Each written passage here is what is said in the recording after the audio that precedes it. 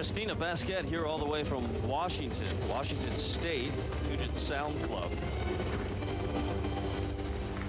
She too trying to rally here in her last event of the competition. In 17th place after 3 rounds.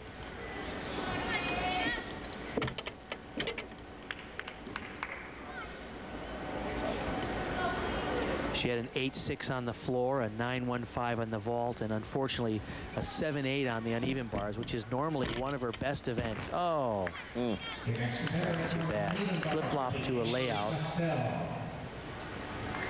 See the big dark curtain on that one end of the arena here, the Blue Cross Arena, the old War Memorial in Rochester. Behind there's a practice area where many of the athletes are warming up, even as the events go on here. Boy, she goes for complicated gymnastics. That's a standing Arabian half turn into a front. That's just so hard. Oh. And paying the price. She's loaded up the routine with a high degree of difficulty and come off twice now. This has always been her style since we saw her a few years back. Really challenging, doing interesting, complicated gymnastics, but consistency has been a concern. Oh, that's got to be discouraging. Especially in this year, because, you know, having difficulty is one thing, but in an Olympic year, it's really intense for these young ladies, because obviously for many of them, that is the dream of trying to be a factor and make that team. Kristina Baskett. And your final competitor in the first 10 on floor exercise will be Katie Lieberman. On bars, Ashley Postell.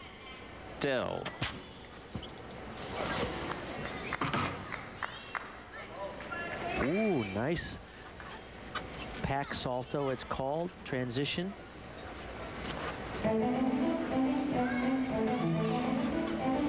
Boy, she really just hangs it out there. Look at those aggressive, big swinging elements right to the handstand in that cast.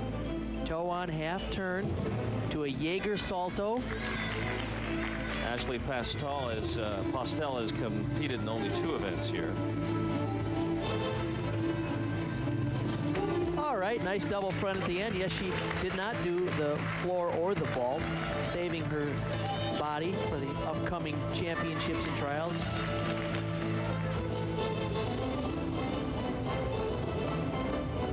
Kristi Uzelac of the Parkettes team. What a great story, and everyone in the community happy to see her back and competing well.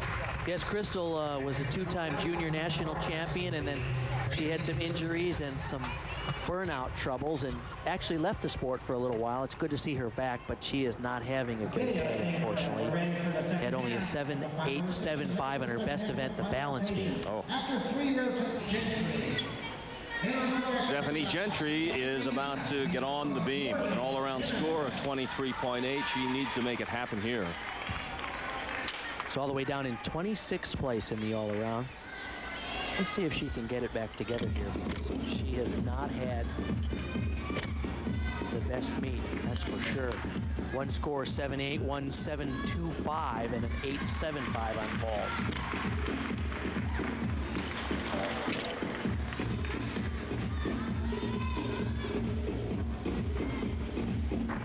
Her brother, by the way, is one of the best junior gymnasts for the U.S. men's program, Tim Gentry.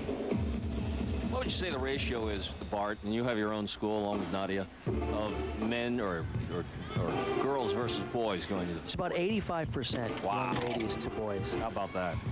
I had a feeling. Was it always so in your day? I think so. It's about that. It's pretty typical. A lot of gymnastics clubs don't even offer boys gymnastics because there's not much of a market for it. Not worth it to hire a boys coach. And part of that is a result of the cutback in the programs. Yeah, on the collegiate level. Collegiate level. Only 20-some programs left in NCAA men's. People aren't going to believe this, and over 200, I believe, competing in women's, on the women's level in the NCAA. Even the women's programs have been cut back somewhat. They just saved the program at Westchester. Oh, she almost missed the end of the bar. Oh, my goodness. That was very dangerous. Oh, you said it early. She's had her problems, and that almost cost her. I hope she's not injured. Wow, she slipped right off the edge of the beam. You can see this is 2 back handsprings. She's going to do a twister off of this, and let's see where her foot goes off. Oh, there's nothing there. Her right foot just totally misses the beam. It's amazing. How does she still launch just from her left foot that she was able to get that far around, and lucky that she didn't get hurt. Wow. Boy, she's upset. I think she knows how close she came to really hurting herself. Here she is, the star of the night. She nods to her supporters. Tia Orlando from the Parkettes group in Allentown, Pennsylvania. She's the all-around leader with 1 event to go. I like her chances. She had a 9.35 on bars, 9.2 on beam, 9.575 on her best event, the floor, and she's a good vaulter. Good speed. Oh, yeah. Double twisting Yurchenko. Tia Orlando will be heading to the Nationals.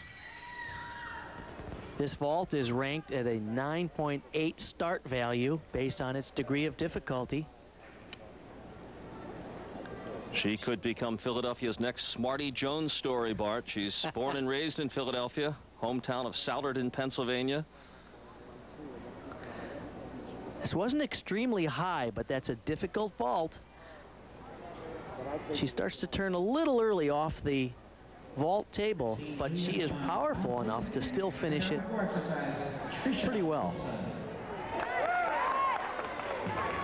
I think she's your winner safely today, unless Marcia Newby comes up with something that no one's seen. And back to the beam and Kristina Nguyan, who's had a solid meet. But a little bit out of the money right now after a disappointing performance on the bars. Sits in 20th place overall after 3 rounds.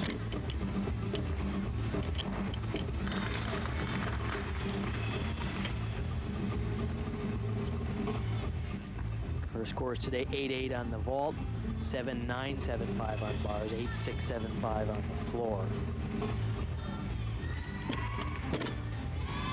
Oh.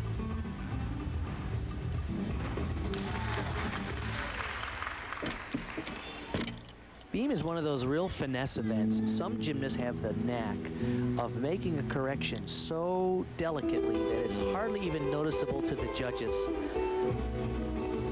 You know, a basketball player who has soft hands, it's like a gymnast. Some have soft feet. They're able to absorb the beam and make a delicate correction without giving away a clear deduction.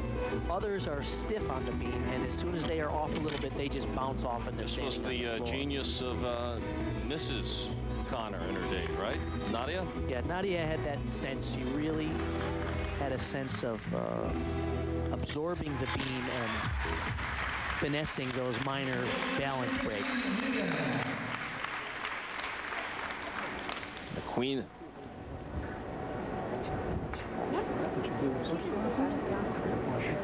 It's a nice double twister, round off to a 2.5 twister, excuse me, for a finish. A few nervous wobbles throughout that exercise.